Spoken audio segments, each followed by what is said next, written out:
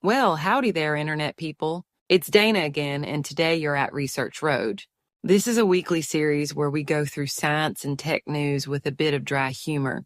Then we answer some questions from y'all.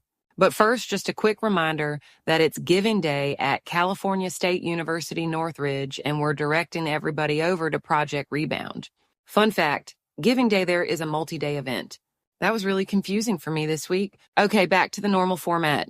Today is the 4th of March, 2025, and on this date in 1997, President Bill Clinton announced a moratorium on the use of federal funds for cloning humans. So, starting off with tech news, Tesla stock is down about 25% over the last month. Trump and Musk are setting up to cancel leases for NOAA forecasting centers. There's no way this is going to turn into one of those situations where the administration makes a move and then later says, oh, that's why we did that. Those high-tech facilities actually provide the information that allows me to say, in related news, an abnormally strong March storm is setting the conditions for blizzards in the plains and upper Midwest, tornadoes, and fire conditions in the South. Bitcoin fell 9% after a brief rally when Trump mentioned a strategic reserve. And now on to space. The entire space-watching community has been waiting for T. Coronae Borealis to do its thing and give us a blaze star. Well, nope, still hasn't happened. SpaceX scrubbed its Starship launch about 40 seconds before liftoff. The flight will be rescheduled.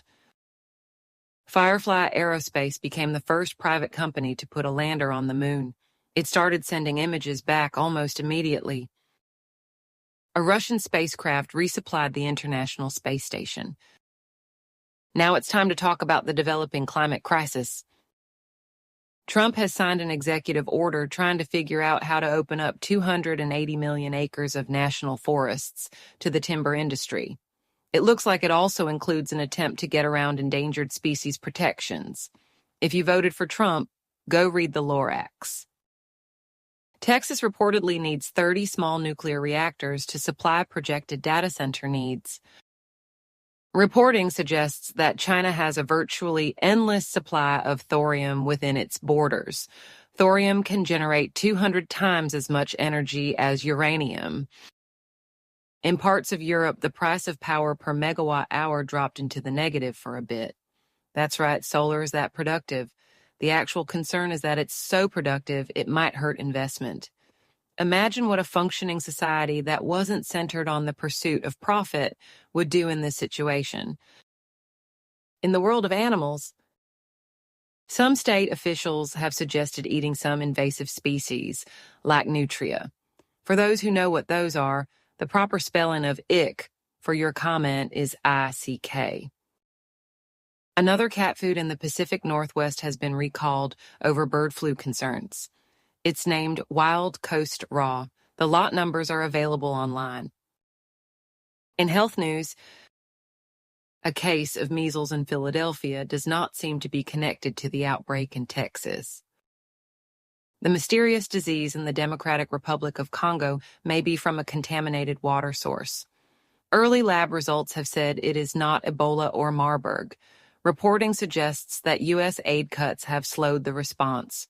More than 1,000 have been sickened and 60 have died. There were 158 cases of dysentery, yes, like from Oregon Trail, in 2024 in Portland, Oregon. The CDC's update on bird flu says they have moderate confidence that the risk to the general population is low, and the risk to populations in the U.S. that are in contact with potentially infected animals or contaminated surfaces is moderate to high. In news that is apparently surprising to some, vaccination rates are declining and measles cases are climbing. Now let's dig up the past a little. During the eruption of Mount Vesuvius in 79 AD, researchers believe a man's brain was turned to glass, since it's the rapid cooling and not the rapid heating that turns liquid to glass.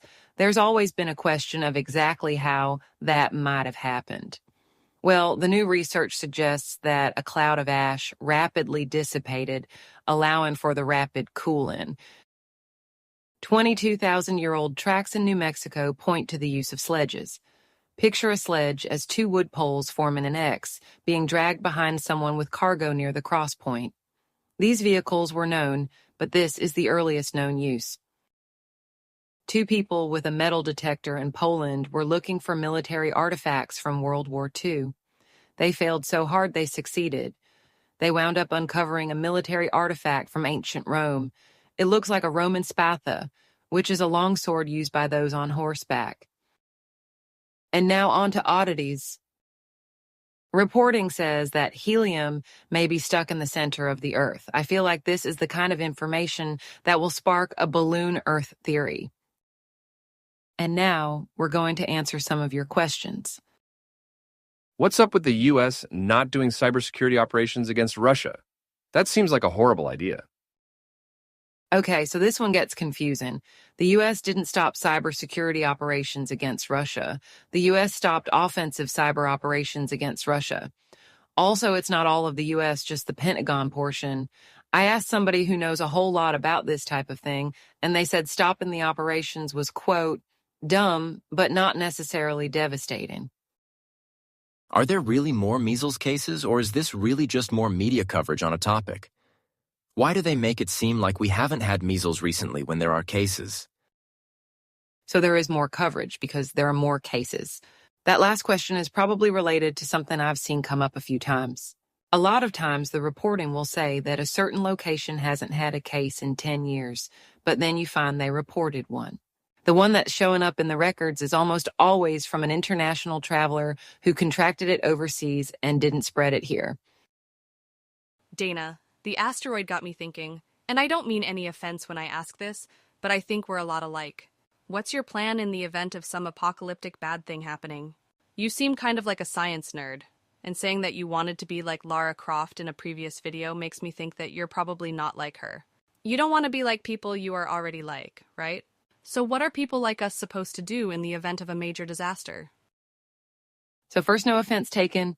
Second, you already know the answer. The entire channel brand is basically, hey, set up a network and save the world and yourself.